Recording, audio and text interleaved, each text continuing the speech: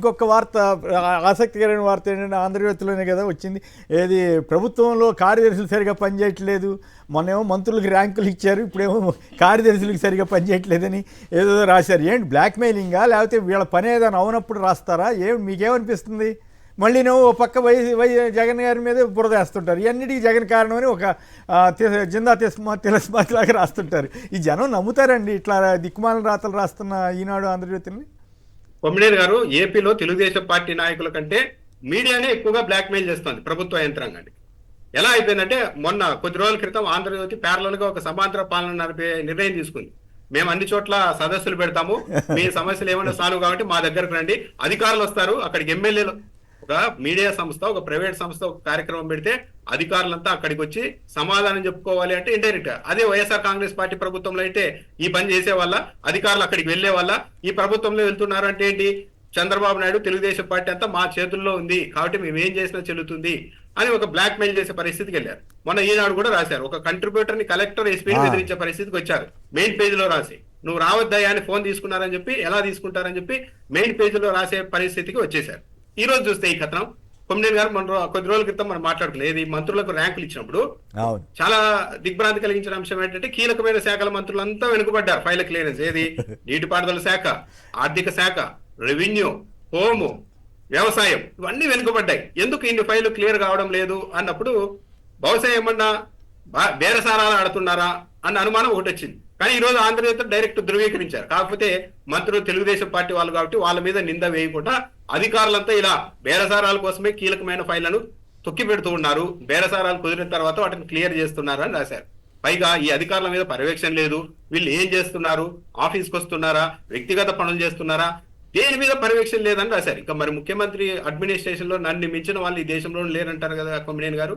కార్యదర్శులు కూడా ఆఫీస్కి వస్తున్నారా, ఏ ఫైల్ క్లియర్ చేస్తున్నారు, ఏ దానికి బేరాలు లంచాలు తీసుకుంటున్నారు కూడా తెలియకుండా ప్రభుత్వం నడుస్తోందంటే ఇది వైఫల్యం ఎవరిది? ప్రభుత్వ అధినేత నిర్లక్ష్యంగా ఉండి సమర్థవంతంగా వ్యవహరించకపోయినప్పుడు కింది వాళ్ళు ఆటోమేటిక్ ఇలాగే వ్యవహరిస్తారు. కానీ అది వాళ్ళ తప్పు కాదు, ప్రభుత్వాన్ని నడుపుతున్న అంటే ఇప్పుడు ఆంధ్రజ్యోతి వాళ్ళు. నాకైతే డౌట్ ఏంటంటే, ఒకసారి పొగుడుతున్నారు, ఒక రోజేమో ఇట్లా రాస్తున్నారు, కావాలని బ్లాక్మెయిలింగ్ టాక్టిక్స్. వాళ్ళు పని అయినప్పుడేమో పొగట్టం, పని కానప్పుడేమో ఇట్లా బ్లాక్మెయిలింగ్ కూడా ఏమైనా చేస్తున్నారా? నిజాయితీగా రాస్తున్నారు. నిజాయితీగా రాస్తే ముఖ్యమంత్రి మీద కదా రాయాల్సింది, ముఖ్యమంత్రి ఫెయిల్యూర్స్ కదా వాళ్ళు చెప్పేవన్నీ కూడా.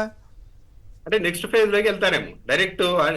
అంటే బ్లాక్మెయిలింగ్, మీరు బ్లాక్మెయిలింగ్ లెవెల్ నడుస్తూ ఉన్నప్పుడు డైరెక్ట్ గా కాకుండా పక్కనున్న వాళ్ళని కొడతారు, నెక్స్ట్ నిన్నే షూట్ చేసేది అని చెప్పి ఇండైరెక్ట్ గా సిగ్నల్ ఇవ్వడం అనమాట.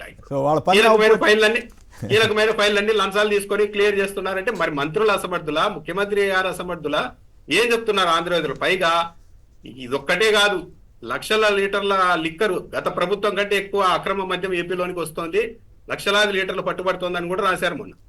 మరి ఇవన్నీ ఎవరు సమాధానం చెప్పాలి? మార్జిన్ కూడా పెంచారట కదా, 14% పెంచారు. దాంట్లో 1000 కోట్ల వరకు ముఖ్య నేతకు ఏడాదికి వస్తాయని కూడా చెప్తూ ఉన్నారు. మరి ఇలా ఉంది మొత్తం. అంటే ప్రభుత్వంలో ఫైల్ అనేది లంచాలు తీసుకొని క్లియర్ చేస్తున్నారు అన్నదైతే ఆంధ్రజ్యోతి వాళ్ళే ఇండైరెక్ట్ గా ధృవీకరిస్తున్నారు. కానీ మంత్రుల అమాయకులు, వాళ్ళకి ర్యాంకింగ్లు ఇవ్వడానికి కాదు, మంత్రులు ఎంత అధికారులు చేశారని మళ్ళీ కవర్ చేస్తూ ఉన్నారు. కానీ ఇది ఓవరాల్ గా ప్రభుత్వం విఫలమైంది, ప్రభుత్వ అధినేతకు కమాండ్ లేదు, పట్టు లేదు అన్నదైతే క్లియర్ గా అర్థమవుతుంది.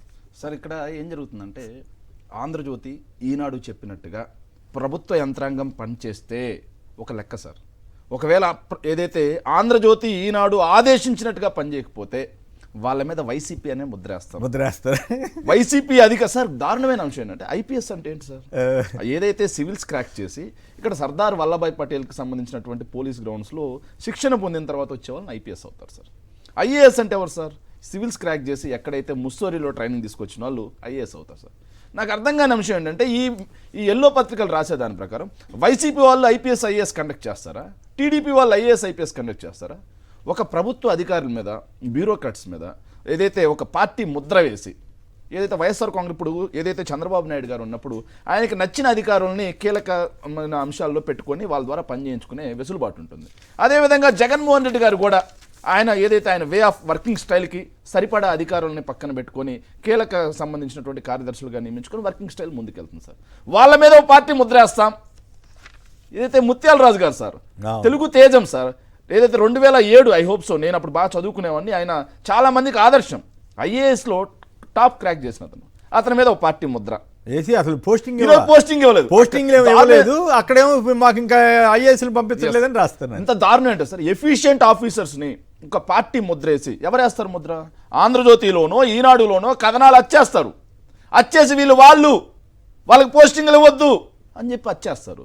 దానికి వైసీపీ ఏదైతే టీడీపీకి సంబంధించిన పెయిడ్ సోషల్ మీడియా ఏదైతే ఉందో దాన్ని మొత్తం సర్క్యులేట్ చేస్తుంది. వీళ్ళకి ఇచ్చారంటే అయిపోయారని చెప్పి చంద్రబాబు నాయుడు గారిని మరీ దారుణం సార్. ఎంత దారుణం అంటే ఎల్లో మీడియానే కాదు సార్, వాళ్ళ పెయిడ్ సోషల్ మీడియా కూడా చంద్రబాబు నాయుడు గారిని ఈరోజు బ్లాక్మెయిల్ చేసే పరిస్థితికి వచ్చింది.